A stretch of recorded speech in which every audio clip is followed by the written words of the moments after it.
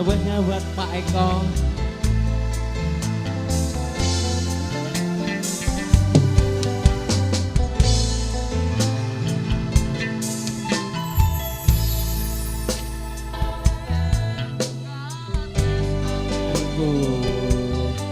Kanggo awakmu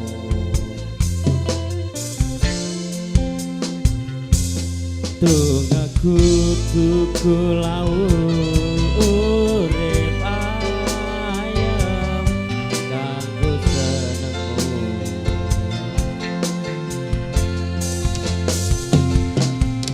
aku percaya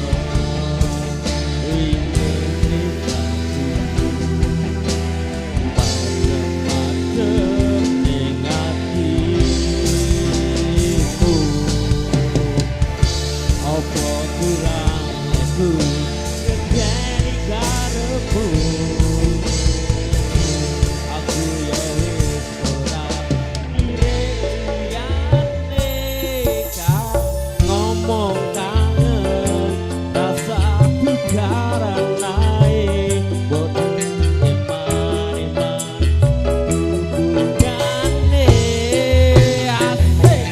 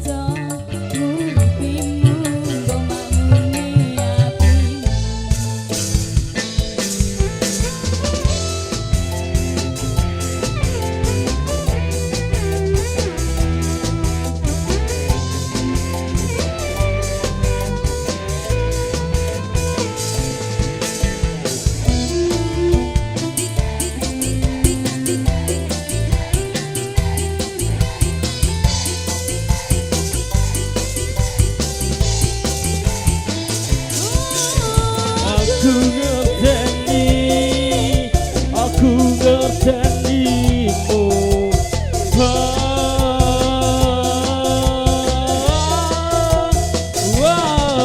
apa kurangku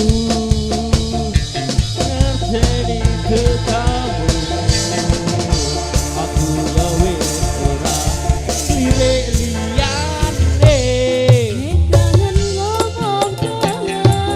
rasaku karane boti eman-eman hubungane wong sing tak tresnani tak gawe sandaran ati bodo satru wae sayangku jajal rasa percaya yen kuwi kabar kok jopo aku kerso uripimu kemakmur hatimu asik masih bersama Indah Laras.